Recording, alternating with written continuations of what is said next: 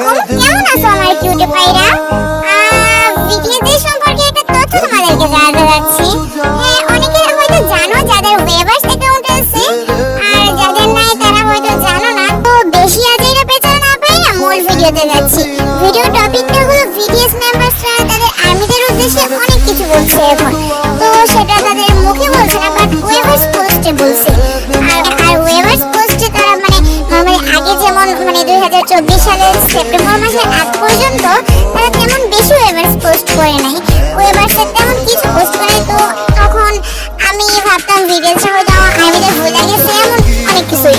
তো সে 1 সেপ্টেম্বর আমাদের জাম্পুক এই পোস্টটা করা শুরু করে।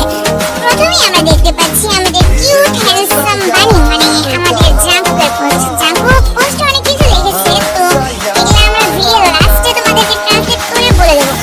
এরপরে আছে আমাদের হ্যান্ডসাম বয় ভি। সে তার কুত্তা বলতে আমাদের ইমন প্যান আমাদের ছেলের বার্থডে দিন, মানে 8 সেপ্টেম্বর পোস্ট করেন। এই পোস্টে অনেক কিছু লিখেছেন, তো আমি তোমাদেরকে এগুলো পরে ট্রান্সলেট করে দেবো। এরপরে আছে আমাদের নামজুন, মানে আইএমওপা পোস্ট করেন 12 সেপ্টেম্বর। আর উনি অনেক কিছু লিখেছেন, একটা বেবি পিক নিয়ে তিনি পোস্ট করেছেন। তারপরে আছে আমাদের হবি, মানে আমাদের জিহোপপ্পা একটা পোস্ট করেন। তো তোমরা সবাই ইগনোর করো, তো তোমরা হয়তো ভাবতেছো জিহোপের কথা বলতেছে কেন, কিন্তু আমি জিহোপকে অনেক বেশি পছন্দ করি, তাই আমি জিহোপের কথা বলতেছি। তো এরপর আমাদের হ্যান্ডসাম বেড়া, মানে আমাদের জাম্পুক আমরা পোস্ট করেন।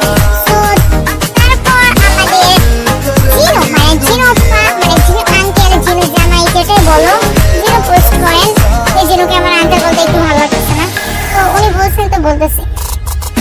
সো জিনু ইনস্টাগ্রামে আজকাল অনেক বেশি পোস্ট করতেছে, আর ওয়েভার্সে তো তিনি ওনার পোস্টের জন্য ওয়েভার্সে যাওয়াই যায়, অনেক বেশি পোস্ট করছেন। হ্যাঁ, জিনু আজকেও একটা পোস্ট করছে। তো তার জিনুর পোস্টগুলো দেখার পর আসে আমাদের আইএমওপার পোস্ট। আইএমওপা আবার পোস্ট করেন 6 অক্টোবর। আমি তোমাদেরকে আমাদের নামজুন অপ্পার পোস্টের কথা বলবো, মানে ট্রান্সলেট করে দেবো। উনি আমাদেরকে বলেছেন যে এখন যারা বুসানে আছো তাদের, মানে বুসানে অনেক বৃষ্টি হচ্ছে, আর বুসানে তোমরা যারা আছো তোমাদের ঠান্ডা লাগতে পারে, সর্দি থেকে সাবধান। তো তোমরা তোমাদের রেইনকোট ব্যবহার করো, উষ্ণ কাপড় ব্যবহার করো। আমি গত 1 বছর সিওলজিনের সাথে ছিলাম, আমি প্রতিদিন ডায়েরি লিখি। তোমরা নিজেদের খেয়াল রেখো, এবং আমি তোমাদেরকে অনেক বেশি মিস করছি, তোমাদের সাথে কথা বলতে চাই, এরকম টাইপের কিছু বলছেন।